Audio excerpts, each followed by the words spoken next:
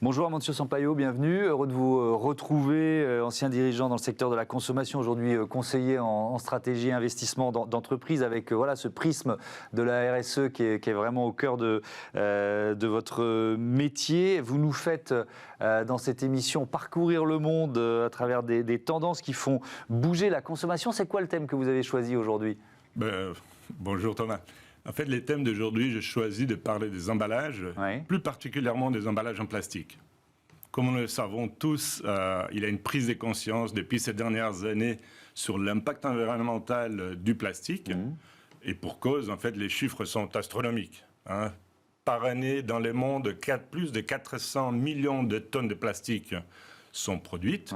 De ce montant-là, environ 160 millions, c'est des plastiques à usage unique, des emballages, qui représentent donc 36% du total, mais 50% des déchets. Et c'est là la problématique centrale, parce que on utilise un matériau qui va se dégrader sur des siècles ou même l'éternité pour des choses qui vont avoir une utilisation très rapide, en fait. Parfois quelques jours seulement. Ou parfois quelques minutes même. Voilà, quelques minutes même.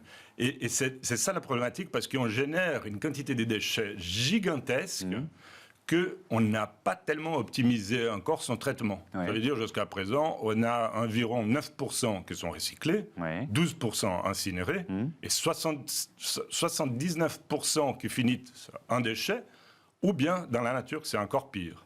Et c'est ça qui fait un problème central en fait, des sociétés aujourd'hui. Alors, on en parle régulièrement dans cette émission, évidemment, Amancio. Au niveau français, on a beaucoup d'entreprises qui travaillent là-dessus, mais comment ce sujet il est pris en charge ailleurs, déjà, en dehors de France ? Si on parle ailleurs au niveau de cadre réglementaire, par exemple, parce qu'aujourd'hui, on sait que la production annuelle, elle est en augmentation, année après année, mais il y a des gouvernements autour du monde actuellement qui se saisissent du problème pour courber ce fléau, surtout avec ces plastiques à usage unique. Et c'est là où on voit des avancées réglementaires qui vont dans les deux sens. Un, sur l'interdiction de produits qui sont jugés plus problématiques, et aussi pour l'encouragement du recyclage. Et si on utilise l'exemple de la communauté européenne, où il y a un cadre déjà en place, nous voyons déjà dans la question de l'interdiction, cette année, il y a déjà l'interdiction de certains plastiques à usage unique, coton-tige, que ce soit les pailles en plastique aussi, et il y a aussi les cadres pour promouvoir en fait les recyclages. Et c'est là on voit que graduellement, à l'horizon par exemple de 2025, 25%, ça il est en quota nouveau, de 25% du contenu des bouteilles PET doivent être déjà de matériaux recyclés. Et ça, graduellement, va augmenter à 50% en 2030. Et c'est là, ça veut dire, c'est aussi la date, en 2030, c'est la date où tous les bouteilles plastiques en communauté européenne doivent être déjà recyclées. Donc il y a un mouvement, une réglementation européenne qui est incitative, ça va plutôt dans le bon sens. Qu'est-ce qui bloque encore ?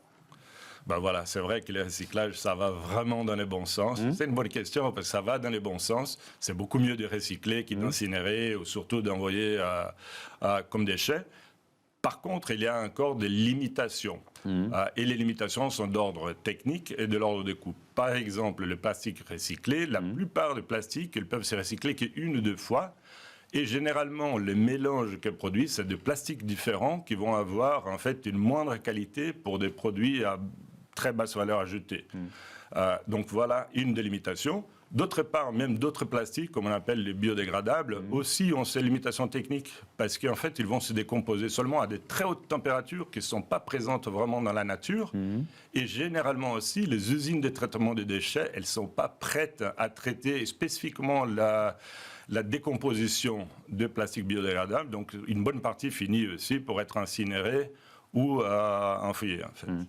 Et alors, la réduction du fléau du packaging plastique, ça nécessite un effort continu. Vous parlez des 3 R. C'est quoi les 3 R ? Ouais, voilà. Quand on a échangé, je parlais justement que les recyclages seulement, ce n'est pas la solution. Il faut être intégré sur les 3 R. Les 3 R de la gestion des déchets, que c'est vraiment la question de réduire, de réutiliser et certainement de recycler, comme on avait dit, d'une meilleure façon possible. Alors, réduire, réutiliser, recycler. On commence par réduire.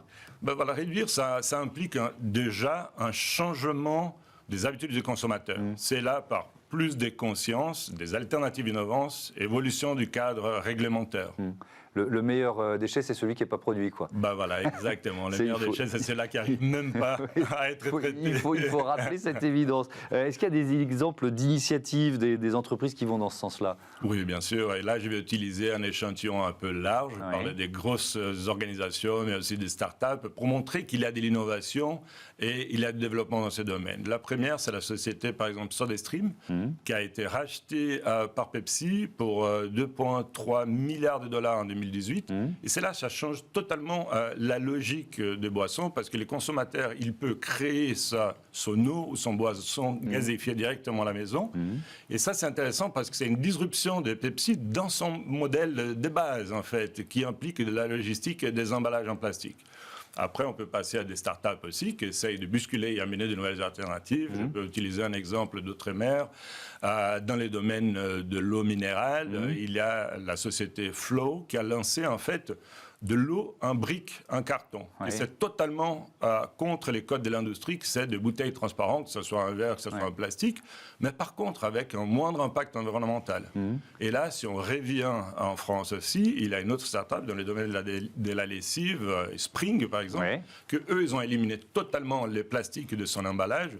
Et c'est là, quand on compare en fait avec les bidons en plastique classiques de la lessive. Donc ça, c'est le R de réduire pour réutiliser. Réutiliser, c'est déjà intéressant parce qu'on va parler de l'emballage à consigne un peu 2.0. On avait l'emballage à consigne à la base, je l'imagine au début du siècle. On a changé avec le développement du plastique, la technologie. Et maintenant, on peut repenser de revenir en arrière en utilisant des leviers technologiques existants. Là, un bon exemple, c'est l'initiative Loop qui regroupe des grandes industries de la consommation, le majeur de la distribution, un acteur spécialiste de l'économie circulaire. Et l'idée, en fait, c'est d'offrir aux consommateurs, d'une façon où il y a de la praticité, la possibilité d'utiliser de l'emballage réutilisable. En fait, et là, ici en France, c'est déjà implémenté chez Carrefour, par exemple. Oui, effectivement. On a eu réduire, on a eu réutiliser, il nous manque le recycler. Le recycler, comme je vous ai dit, il y a des limitations, mais il y a aussi des avancées techniques. Et je crois que c'est le vrai sujet, même pour toutes les grandes entreprises de la consommation. Bien sûr, ils sont actifs dans les 3 R, de réduire, de réutiliser et de recycler. Mais le recyclage, c'est les corps de métier, c'est très important pour la pérennité de leur business. Mais oui, alors c'est ça qui est intéressant, c'est que pour certains groupes, ils n'ont pas le choix, quoi. Il faut qu'ils entament cette transition. Voilà, ils commencent déjà et il y a des engagements volontaires, bien sûr, dans le sens de dire, voilà, on s'engage déjà à améliorer les recyclages pour être un peu plus efficaces. Alors, si on prend quelques engagements, Coca-Cola par exemple. Coca-Cola, parmi les entreprises que j'ai regardées, qui sont vraiment celles-là qui créent le plus grand nombre d'emballages jetables, Coca-Cola, ils regardent à l'horizon de 2025, tous ces emballages, ils vont être recyclables. Déjà là, ils ont aligné la couleur de plastique pour faciliter aussi le processus de recyclage. Et à 2030, 50% des composants, ils vont être déjà recyclés dans les bouteilles PET. Un autre exemple, Procter & Gamble par exemple. Procter & Gamble, là, ils ont regardé juste à l'horizon 2030. C'est assez clair aussi qu'à l'horizon 2030, à la fin de la décennie, tous ces produits vont être recyclables ou bien réutilisables. Allez, on termine en conclusion. Vous avez un 4e R en magasin, c'est le R de réinventer. Voilà, j'ai dit de réinventer parce qu'en fait, il y a une question actuellement, qu'il y a un triangle qu'on va avoir avec la conscience consommateur, la pression des investisseurs et l'évolution des cadres réglementaires, qui vont être quand même des moteurs pour des avancées technologiques et scientifiques pour dynamiser et accélérer en fait tout le 3 heures précédent, en fait, pour vraiment pouvoir courber le fléau du plastique dans la nature. Avec un exemple, là aussi, d'une innovation à la française. Voilà, là, on a un très bel exemple, en fait, c'est les startups Carbios, eux, ils utilisent des enzymes pour décomposer les plastiques de toutes les couleurs et arriver à la possibilité de régénérer comme du plastique vierge. Et c'est là permet le recyclage du plastique en continu. Voilà. Ça, c'est un changement et on retombe sur le début de la chronique. Nous aussi, on est circulaire dans la chronique. Merci beaucoup, Mancio. C'était passionnant. À très vite dans Smart Impact. On passe à Smart Ideas tout de suite. On parle production de cacao avec mon invité.